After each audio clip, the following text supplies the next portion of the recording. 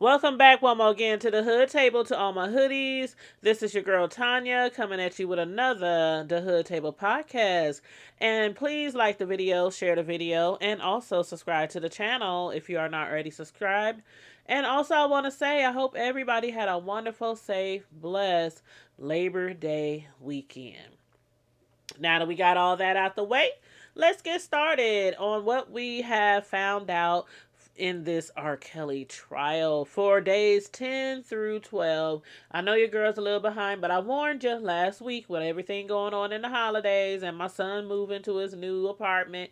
I would be behind on a few of my shows, but I'm here. I'm back in full effect. So, as I usually start off, I remind people of the charges that Kelly is facing right now. He is facing a multitude of charges from sex trafficking to forced labor and violations of the Mann Act, racketeering, sexual exploitation of children, and kidnapping. So now let's rehash some of what we found out on days 10 through 12 of the R. Kelly sex trafficking trial. Y'all, R. Kelly tried to force a pastor, the same pastor who officiated the secret wedding ceremony between him and Aaliyah. He tried to force him into signing an NDA.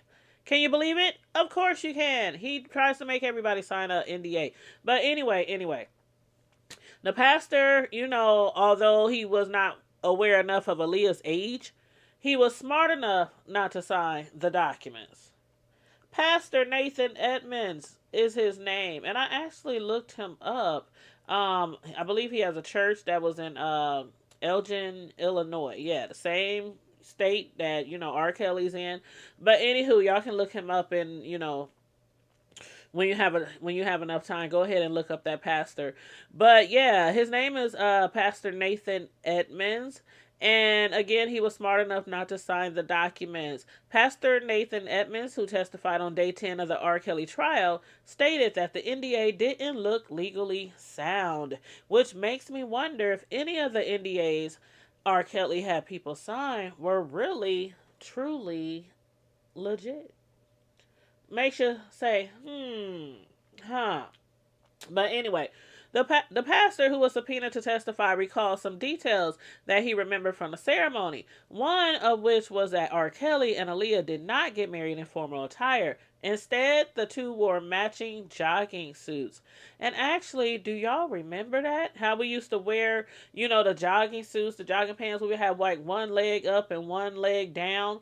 Yeah, that's exactly how the pastor recalled. They had their jogging suits on, and they each had like one leg rolled up on their jogging suits. Pastor Edmund also remembered that there was three people in attendance. Along with R. Kelly and Aaliyah, there were three other men with him, which, were most likely his entourage. And although the pastor claims to not have known any of the men's names, I can only assume that one of them was R. Kelly's tour manager, Demetrius Smith, the one who got the fake ID for Aaliyah. The pastor had come to join the two together, Kelly and Aaliyah, by way of him and Kelly's mutual friend, Keith Williams. The pastor had met Keith from them both doing business in real estate. Being that Keith was acquainted with both Kelly and Williams, recruiting the pastor worked out in Kelly's favor. The wedding ceremony, per Pastor Edmond, only lasted about a good whole 10 minutes. One question I have, though, is after looking at Aaliyah and R. Kelly and being pressured to sign the NDA, why did he go along with the wedding? Even though he couldn't see Aaliyah's whole face, as he said, because of her hair hiding half of her face, which is a hairstyle we all remember her often sporting, he had to have looked at her and thought she looks rather young. And even if she did, use a fake ID, that fake, public aid welfare ID to get a marriage license, Aaliyah looked really young. That's one thing I really remember about her back then. She looked really young. And even if he didn't notice Aaliyah or recognize her as like a star or upcoming star in the music industry, you mean to tell me that he didn't recognize R. Kelly either? And they from the same state? Like, as well known and affiliated as R. Kelly was in the state of Illinois and Chicago, he didn't recognize the singer? I don't know about that, y'all. I mean, both the pastor and the singer, lived in Illinois. Not only that, but for over 27 years, it has been speculated that the singer married a 15-year-old girl without her parents' permission. So, why did it take a subpoena for this pastor to come forward? Especially since he's a pastor, a man of the cloth. He even refused any money that was offered to him to perform the ceremony. On the stand, he explained how they offered him like $25 or $50, something like that, which he again refused. Not refusing any money to marry someone also led me to wonder if he in fact knew who Aaliyah was. Even though he stated in court how he didn't know or recognize Aaliyah as being anybody important or well known, what he said was, I didn't think it was anybody special. I didn't understand it at all, but he knew that something was wrong. He said the NDA didn't look like it was legally sound or an official document, or then Aaliyah looking really young and R. Kelly much older. I don't know. I don't know, child. I don't know. But anywho, moving along. Besides that pastor, there was a few other women to testify last week as well, and one of them was a witness named Alexis. The other went by the name Kate, but we'll discuss Alexis first. Alexis testified that when she was 15 years old, she met Kelly during a 2006 concert in Jacksonville, Florida. And as usual, the singer gave Alexis his number. They both met up at a local mall on the next day. Alexis also hung out with him on his tour bus, where she claims that nothing unusual or sexual happened. As a matter of fact, when she revealed her age to him, he acted as if it was nothing for someone her age to hang around a grown man like him. What he told her was, there's nothing wrong with platonic friendship, and if it turns into something over time, so be it. And I sure thought she was about to say that he told her age ain't nothing but a number. Ooh-wee. But anyway, even though she was 15, when she met him, she couldn't recall what age she was when they first started having sex. Now that really surprised me. I can remember my first time, what age I was and who it was that I was having sex with. But anywho, she didn't want to testify in the first place, which I guess is lucky for her, because Kelly's defense attorney, Deborah Koenig, has been grilling all of the other ladies on the stand all week long, but did not cross-examine Alexis not one time. From day one of the trial, Kelly's defense team has been implying that the relationships he had with the accusers were consenting relationships. Nicole Blank Becker told the jury in her opening statement, these were individuals who knew what they were getting into, said the defense attorney.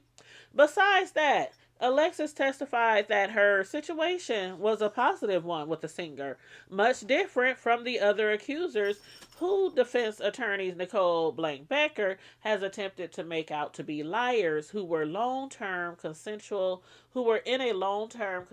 relationship with Kelly. Alexis told the jury basically how well kept she was when being holed up in a hotel or at the singer's home. Kelly's entourage would make sure that she didn't want for nothing. At least that's how the witness made it appear. They had a booklet, they called it room service. You could order whatever you wanted from nearby restaurants, she said, regarding getting food at Kelly's suburban Chicago home. This is somewhat opposite of what some of the other accusers have testified to thus far. For like the last week, we've heard several women, being forced to urinate in cups and not being able to order food without permission from the king of R&B, when Alexis claims that she was basically waited on hand and foot. And again, she was not cross-examined that day by Kelly's defense attorney. Not one time, not one question. Things that make you say, Now, moving on to the other witness named Kate. Friday morning on the stand, she testified that Kelly had also given her herpes. Surprise! Not. And I'm beginning to wonder just how many people are walking around this earth carrying the herpes virus from R. Kelly. But at least she was a full-grown woman at the age of 27 when she met the singer. Through a mutual friend of theirs, Alexis met Kelly in Chicago of 2001.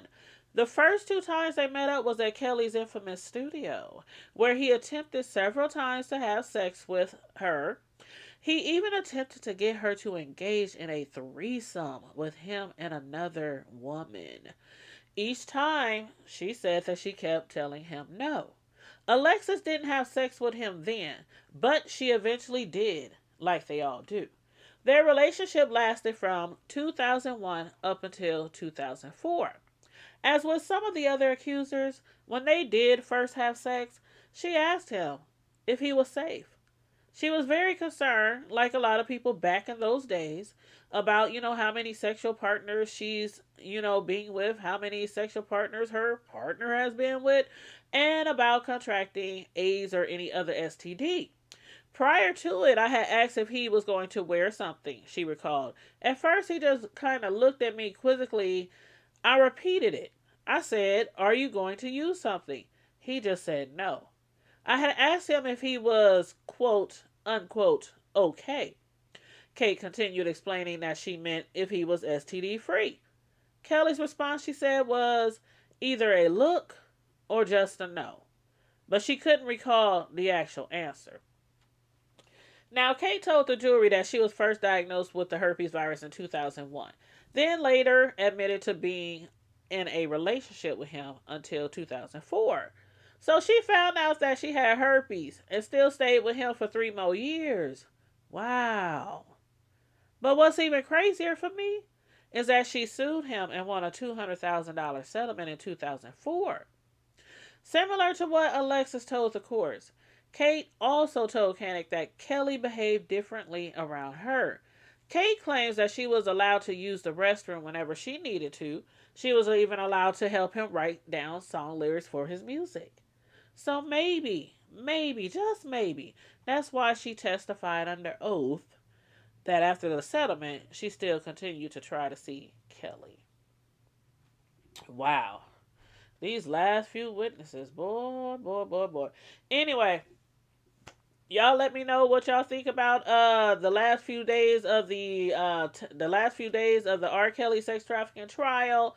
Today, well, it was the holiday yesterday, so today would be what, day 13 of the trial. So tomorrow, once I find out, some information on what went down today, I will upload another video. A review of the trial tomorrow. Tonight, for all our Power fans, Power, we is doing reviews right now on Power spinoff 3. Book 3, Raising Canaan. So we will be reviewing the latest episode of that came on a few nights ago. We're going to be reviewing that tonight at 8 p.m. So if anybody wants to tune in tonight for our Power Raising Canaan review, please tune in at 8 p.m. And again, everybody, please like and share the video. Subscribe to the channel if you're not already subscribed. Please and thank you very much.